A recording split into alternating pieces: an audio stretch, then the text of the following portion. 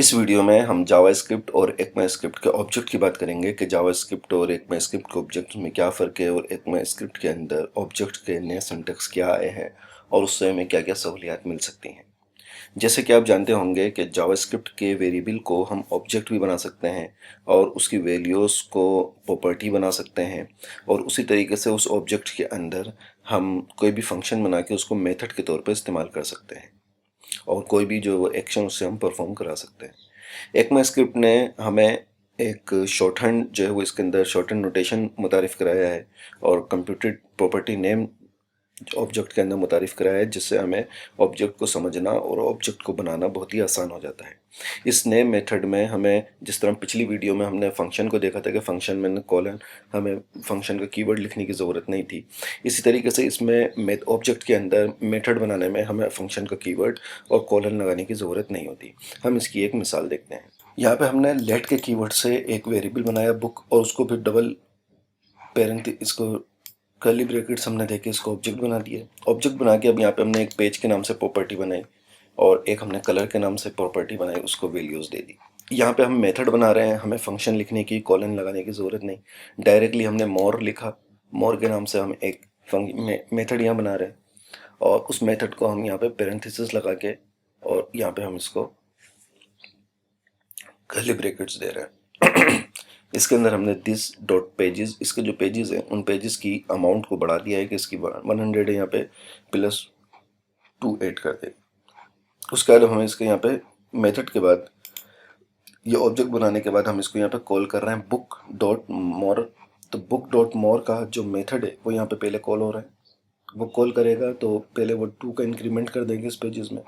फिर उसके बाद हम डॉक्यूमेंट डॉट राइट के अंदर इसकी वैल्यूज़ को ले रहे हैं और बुक की जो पेजेस की प्रॉपर्टी, उस प्रॉपर्टी को हम ले रहे हैं। यहाँ पे इसको सेव करते हैं, सेव करके रन करते हैं। तो ये देखें, दिस बुक हैज़ 102 पेजेस। तो 102 क्या है, यहाँ पे तो 100 है, 102 इसलिए आ रहा है कि यहाँ पे हमने बुक डॉट मोर का पहले जो मोर का जो मेथड है, पहले हमने उस मेथड को कॉल कराया है तो उसने यहाँ पे 2 का इजाफा इसमें कर दिया। उसके बाद हम इसको यहाँ पे प्रिंट करा रहे हैं। हम इसमें प्रॉपर्टी की जो वैल्यूज़ हैं उनको शॉर्टहैंड भी इस्तेमाल कर सकते हैं। इसके लिए हमें प्रॉपर्टी और जो प्रॉपर्टी के बाहर वेरिएबल होंगे उनके नेम को बिल्कुल सेम रखना होगा। इसकी हम एक मिसाल देखते हैं। यहाँ पे देखें, एग्जाम्पल 2 में हमारे पास शॉर्टहैंड प्रॉपर्टी वैल्यूज़ हैं। सबसे पहले हमने 2 वेरिएबल हमने यहाँ बनाए हैं, जो कि हाइट 5 इसकी दी हमने, वेट इसको हमने दिया है 70। एक हाइट है और एक वेट है। हाइट हमने 5 दी है, वेट हमने 70 दिया है। और फिर प्लेयर की हमने ऑब्जेक्ट बनाया प्लेयर का, और प्लेयर का ऑब्जेक्ट बना के हम यहाँ पे इसको हाइट दे रहे हैं और यहाँ पे वेट दे रहे हैं। इनको कोई वैल्यूज़ नहीं दे रहे, तो इसलिए ये यहाँ के जो वैल्यूज़ हैं उनको ले लेगा। हाइट यहाँ से हाइट की वैल्यू को लेगा और जो वेट है वो वेट की वैल्यू को यहाँ से लेगा। उसके बाद हम यहाँ पे इसको प्रिंट करवा रहे हैं डॉक्यूमेंट डॉट राइट में प्लेयर डॉट हाइट की वैल्यू को, प्लेयर डॉट हाइट को हम यहाँ पे प्रिंट करा रहे हैं। सेव करके रन करके देखते हैं। तो ये देखें, दिस प्लेयर हाइट इज़ 5। ठीक है, दिस प्लेयर हाइट इज़ 5। यहाँ पे हमने वैल्यूज़ पहले दे दी हैं जो कि वेरिएबल के तौर पर है। बाद में इन वेरिएबल को हम ऑब्जेक्ट की वैल्यूज़ में असाइन कर रहे हैं, ऑब्जेक्ट की प्रॉपर्टी के तौर पे इनको हम यूज़ कर रहे हैं। तो ECMAScript के अंदर एक तरीका ये भी है। इसके अलावा ECMAScript में हम किसी भी ऑब्जेक्ट की प्रॉपर्टी का डुप्लीकेट नेम भी बनाते हैं, तो आखिरी जो प्रॉपर्टी नेम है वो उसके ऊपर ओवरराइट हो जाता है प्रॉपर्टी नेम के अंदर। इसकी मिसाल हम देखते हैं कि ECMAScript में हम किसी ऑब्जेक्ट की प्रॉपर्टी को ओवरराइट वगैरह कैसे करवा सकते हैं। यहाँ पे हमने एक ऑब्जेक्ट बनाया OBJ के नाम से, इसको प्रॉपर्टी एक दी P और उसकी वैल्यू 1, फिर दूसरी प्रॉपर्टी दी P, उसकी वैल्यू 2, फिर तीसरी, फिर चौथी और उनकी वैल्यूज। यहाँ पे हम उसके बाद डुप्लीकेट प्रॉपर्टी वैल्यू इस ऑब्जेक्ट डॉट P को हम ले रहे हैं, तो सारी प्रॉपर्टियाँ P हैं। तो ये जो लास्ट वाली प्रॉपर्टी है ना, ये इन सब के ऊपर ओवरराइट हो जाएगी। इधर इसकी वैल्यू आएगी 4। ठीक है, इसको रन करके देखते हैं। ये देखिए, डुप्लीकेट प्रॉपर्टी वैल्यू इज़ 4। तो ECMAScript के अंदर एक ये भी चीज़ आई है कि ये तमाम प्रॉपर्टीज़ को जो है वो डुप्लीकेट प्रॉपर्टीज़ के नेम को जो है वो ओवरराइट कर देती है और जो लास्ट वाली प्रॉपर्टी होगी उसको बाकी रखती है, बाकी सब ओवरराइट हो जाएंगी। जबकि नॉर्मल जावास्क्रिप्ट में ऐसा नहीं था, उसमें अगर हम इस तरह करते थे तो वो हमें एक एरर जनरेट करके देता था। अब हम बात करते हैं ECMAScript 6 में कंप्यूटेड प्रॉपर्टी नेम की। ECMAScript 6 में अब आप कंप्यूटेड प्रॉपर्टी नेम को इस्तेमाल कर सकते हैं। यानी स्क्वायर ब्रैकेट्स नोटेशन को इस्तेमाल करते हुए हम प्रॉपर्टी नेम के लिए एक्सप्रेशन को इस्तेमाल कर सकते हैं और इसमें कॉन्कैटिनेटिंग स्ट्रिंग को भी शामिल कर सकते हैं। ये काम उस वक्त बहुत यूज़फुल है जब हमें यूज़र के डेटा की बुनियाद पर, यूज़र से डेटा जो लेते हैं उसकी बेस पर हम जो है वो किसी ऑब्जेक्ट को बनाना चाहते हैं, जो उस ऑब्जेक्ट की प्रॉपर्टीज़ वगैरह को तब्दील करना चाहते हैं। इसकी हमारे पास दो मिसालें हैं, उन दो मिसालों को हम देखते हैं। कंप्यूटर प्रॉपर्टी नेम, यहाँ पे हम एक वेरिएबल हमने बनाया है जो कि नेम, उसको वैल्यू दी है। एक आईडी है जो कि यूज़र की आईडी होगी कुछ भी, और एक मोबाइल नंबर है जो कि यूज़र का कोई मोबाइल नंबर होगा। अब यहाँ हम यूज़र के नाम से एक ऑब्जेक्ट बना रहे हैं और यूज़र के नाम से जो हमने ऑब्जेक्ट बनाया उसको एक हम प्रॉपर्टी बनाना चाह रहे हैं यहाँ पे, और उस प्रॉपर्टी में हम चाह रहे हैं कि जो यहाँ पे नेम है वो नेम यहाँ पर आ जाए। तो उसके लिए हमने सबसे पहले ये जो स्क्वायर ब्रैकेट्स हैं, ये स्क्वायर ब्रैकेट्स लेंगे। स्क्वायर ब्रैकेट्स के अंदर हम यहाँ पे प्रॉप, जैसे हमने ऊपर की यहाँ पे ऑब्जेक्ट के अंदर हाइट को लिया था, तो ये पहले बनी हुई थी, ये वेरिएबल पहले बने हुए थे, बाद में ऑब्जेक्ट के अंदर हम इन वेरिएबल को ले रहे थे। इसी तरीके से यहाँ पर हम ये ऑब्जेक्ट, ये वैल्यूज़ जो हैं पहले बनी हुई हैं, यहाँ पे यूज़र से वैल्यू ली हुई, उसकी बेस पे हम यहाँ पे ले रहे हैं। तो यहाँ पे यूज़र, और यूज़र के बाद हमने ब्रैकेट्स के अंदर प्रॉप का जो हमारे पास ये वेरिएबल है, इस वेरिएबल को हमने यहाँ पे लिया है। तो ये अब एक्चुअली नेम हो गया, क्योंकि इसकी जो वैल्यू है वो नेम है। तो हम यहाँ पे इस प्रॉप की वैल्यू को लेना चाह रहे हैं।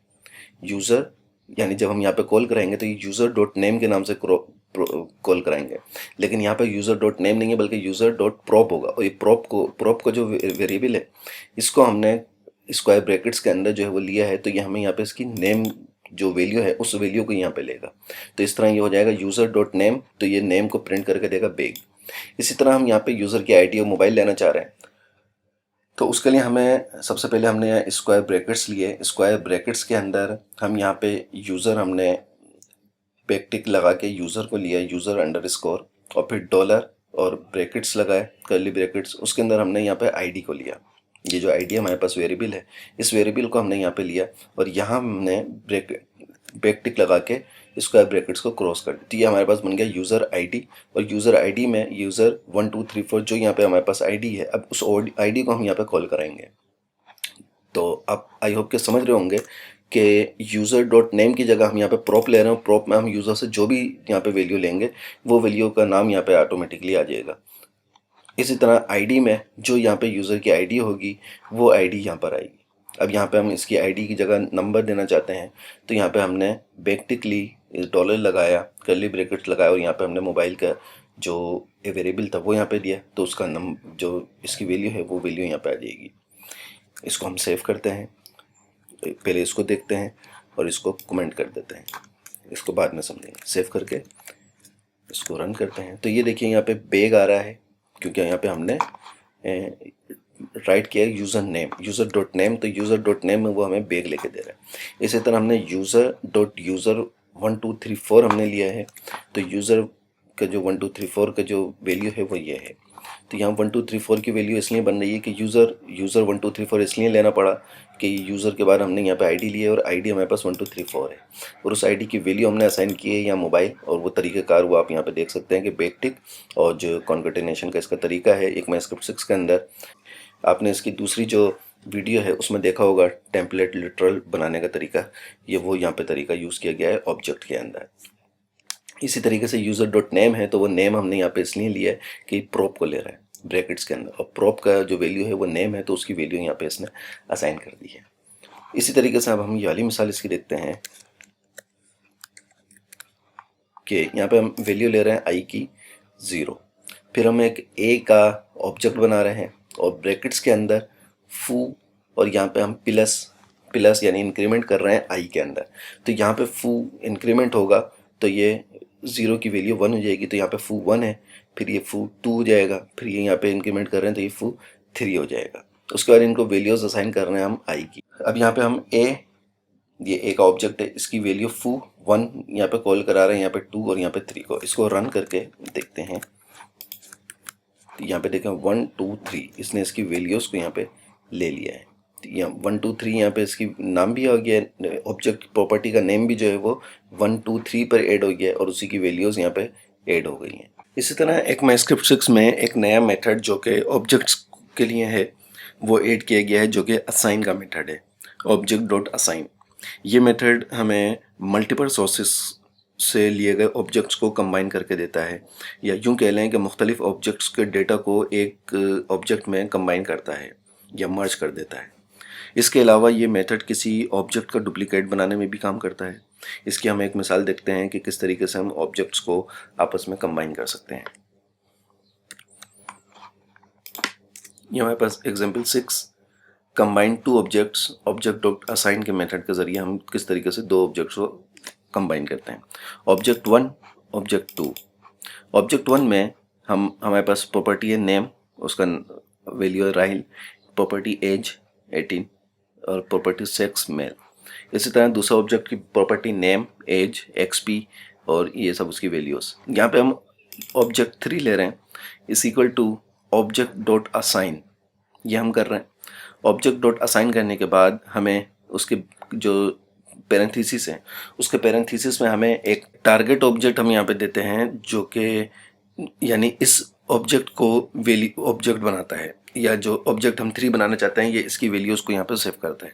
उसके बाद हम इसको जो वैल्यूज़ देना चाहते हैं जिस ऑब्जेक्ट की, वो ऑब्जेक्ट 1 यहाँ पे हमने दिया, फिर यहाँ पे कॉमा लगा के ऑब्जेक्ट 2 हमने दिया। यहाँ पे कोई इसकी लिमिट नहीं है, हम जितने भी ऑब्जेक्ट्स यहाँ पे इसको दे सकते हैं, उन सब की वैल्यूज़ को ये ऑब्जेक्ट 3 के अंदर दे देगा। तो यहाँ पे हम कोई भी जितने भी चाहें पैरामीटर्स के अंदर हम कितने भी ऑब्जेक्ट दे सकते हैं, लेकिन अगर इसमें सेम वैल्यूज़ होंगी, जैसे यहाँ पे नेम और इस नेम में ऑब्जेक्ट 1 का प्रॉपर्टी नेम और ऑब्जेक्ट 2 की प्रॉपर्टी नेम है, तो यहाँ पे जो ऑब्जेक्ट हमने लास्ट में दिया होगा उसकी वैल्यू ये सब के ऊपर ओवरराइट कर देगा। यानी यहाँ पे अगर हम अभी इसमें देखेंगे ऑब्जेक्ट 3 के नेम को, तो ऑब्जेक्ट 3 के नेम में ये हमें ऑब्जेक्ट 2 का नेम बाबर देगा, राहिल को नहीं देगा, क्योंकि ऑब्जेक्ट 1 पहले आ रहा है, ऑब्जेक्ट 2 बाद में आ रहा है। तो ऑब्जेक्ट 2 की जो वैल्यू होगी वो ऑब्जेक्ट 1 के ऊपर ओवरराइट कर देगा, तो इसलिए यहाँ पे ये ऑब्जेक्ट 3 का नेम जो है वो बाबर देगा और एज जो है वो हमें 20 देगा। इसको सेव करते हैं, सेव करके इसको रन करके देखते हैं।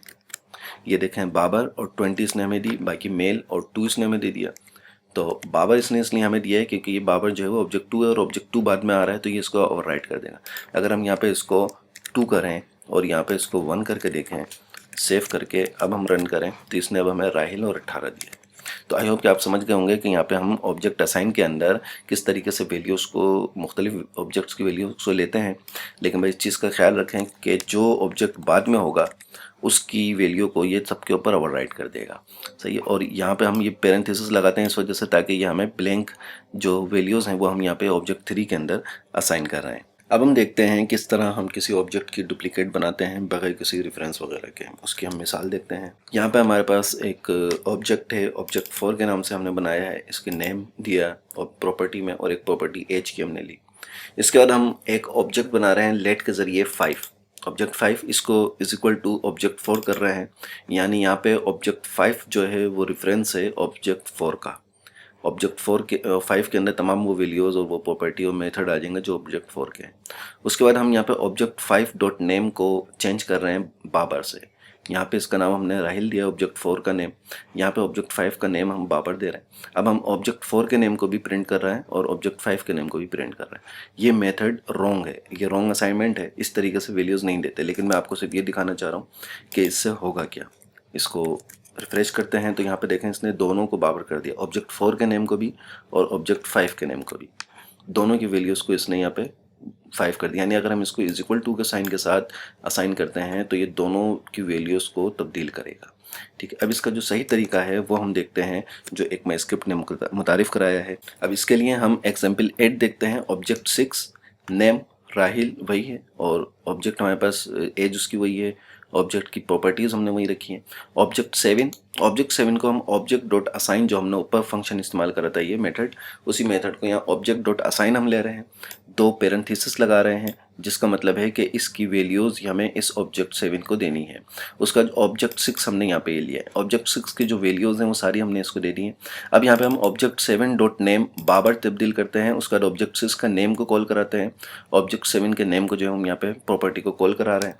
तो अब हमें देखेंगे कि दोनों की प्रॉपर्टीज़ को ये अलग अलग देगा। जो ऑब्जेक्ट 6 है उसके नेम की जगह राहिल आएगा और ऑब्जेक्ट 7 के नेम की जगह पे बाबर देगा। हमें रिफ्रेश करते हैं तो यहाँ पे देखें ऑब्जेक्ट 6 में राहिल, ऑब्जेक्ट 7 में इसने बाबर कर दिया है। तो जो सही मेथड है इसका वो ECMAScript 6 ने मुतारिफ कराया है कि ऑब्जेक्ट डॉट असाइन के ज़रिए हम किसी भी डुप्लीकेट ऑब्जेक्ट की वैल्यूज़ को जो है वो असाइन कर सकते हैं, ऑब्जेक्ट को डुप्लीकेट बना सकते हैं, उनकी वैल्यूज़ को सही तरीके से असाइन कर सकते हैं। और इसके साथ साथ आप इसके ज़रिए किसी भी ऑब्जेक्ट की वैल्यू को भी जो है वो असाइन कर सकते हैं डायरेक्टली। उसका भी मैं आपको तरीका इसमें दिखाता हूँ कि किस तरीके से हम डायरेक्टली बाय डिफ़ॉल्ट यहाँ पे जो है वो असाइन करेंगे किसी भी वैल्यू। हमने यहाँ पे ऑब्जेक्ट 8 लिया, नेम एज उसका हमने वही रखी है, वही प्रॉपर्टीज़ वगैरह है। अब यहाँ पे हम ऑब्जेक्ट 9 ले रहे हैं। ऑब्जेक्ट 9 के अंदर ऑब्जेक्ट असाइन का मेथड हमने इस्तेमाल करा और उसमें वैल्यूज़ के लिए इसको पैरेंथेसिस दिए। ऑब्जेक्ट 8 की वैल्यू हमने इसको कहा कि ऑब्जेक्ट 8 की जो वैल्यूज़ हैं वो ऑब्जेक्ट 9 को दे दो। ठीक है, इसको इसने ये डुप्लीकेट बना दिया और डायरेक्टली हम इसको कह रहे हैं जिस तरह हमने यहाँ पे चेंज करा ऑब्जेक्ट 7 डॉट नेम अलग से, तो हम इसी को जब बनाएंगे, जब इसको असाइन करेंगे तो असाइन करते हुए ही हम इसकी नेम को जो है वो चेंज कर सकते हैं कि ऑब्जेक्ट 8 की वैल्यूज़ ऑब्जेक्ट 9 को दो और ऑब्जेक्ट 8 के अंदर जो नेम की प्रॉपर्टी है उस नेम की प्रॉपर्टी को तब्दील करके बाबर कर दो। तो उसके लिए हमें ऑब्जेक्ट के बाद पैरेंथेसिस लगाने होते हैं। पैरेंथेसिस लगाने के बाद हम जिस प्रॉपर्टी को जो वैल्यू देना चाहते हैं वो हम यहाँ पे यूज़ कर सकते हैं। इसको सेव करते हैं, सेव करके हम इसको रन करते हैं। तो यहाँ पे देखें कि यहाँ पे भी इसने इसको एक को राहिल और एक को बाबर इसने ले लिया है। तो आई होप कि आप समझ गए होंगे कि किस तरीके से हम ECMAScript 6 के अंदर ऑब्जेक्ट्स के ऊपर काम करते हैं और इसके ज़रिए हमें ऑब्जेक्ट्स बनाना और ऑब्जेक्ट्स को कंबाइन करना, उनको असाइन करना, उनकी डुप्लीकेट्स वगैरह बनाना हमारे लिए कितना जो है वो इसमें आसान हो गया है।